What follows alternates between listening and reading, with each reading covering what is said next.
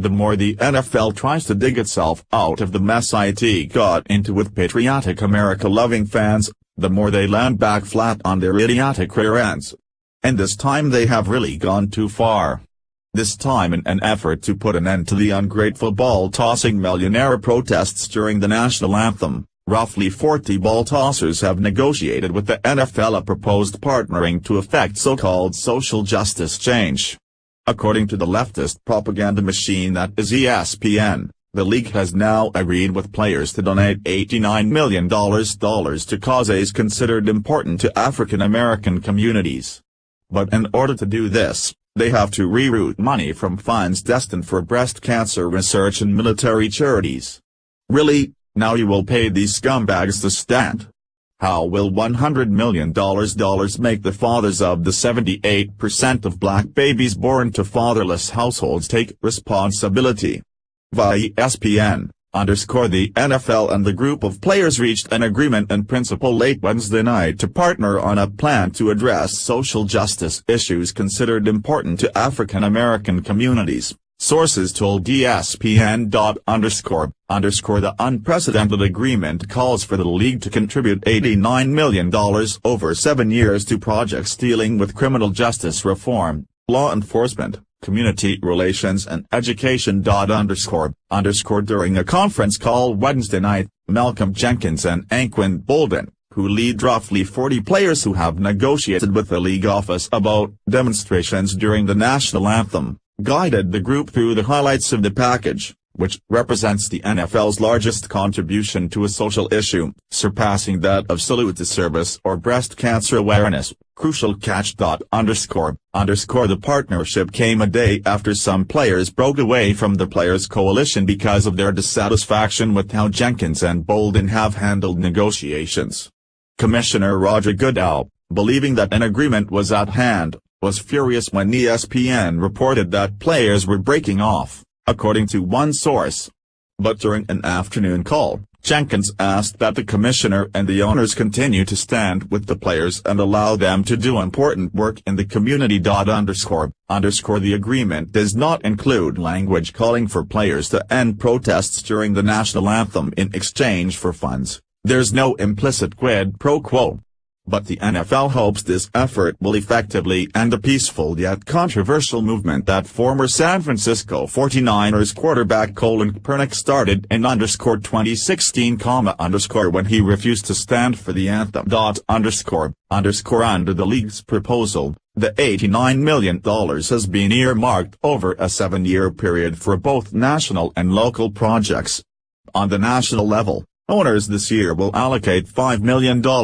With their commitment growing annually and maxing out at $12 million per year from 2021 through 2023. At the local level, owners would put up $250,000 annually and expect players to match that amount, totaling $500,000 for each team. Players and owners can exceed that amount if they choose, with no matching requirement. In addition, there would be other fundraising opportunities, including telethons and auctions of jerseys worn in games. The $73 million in national funding has been vetted and approved, a league source said. However, the owners must vote on the matching funds component on the local level and will do so at their March meetings. For months, Goodell and Troy Vincent, the league's executive vice president of football operations, strive to find common ground with players who took a knee and raised fists in an effort to shine a light on racial injustice. The owners whom Goodell and Vincent served could have attempted to push through new rules regarding the anthem in the NFL game operations manual during off-season committee meetings. However, for Goodell and Vincent, trying to force players to stand for the anthem, which would have undoubtedly triggered a fierce battle with the NFL Players Association, wasn't a fight worth having. League sources also said Goodell, in particular, believes that fighting for social justice is the right thing to do, which factored into the decision to place no anthem attachments on the partnership. Players came to the table in a rare position of power for them, because many fans have cited protests as the main reason they've tuned out the NFL over the past 2 seasons.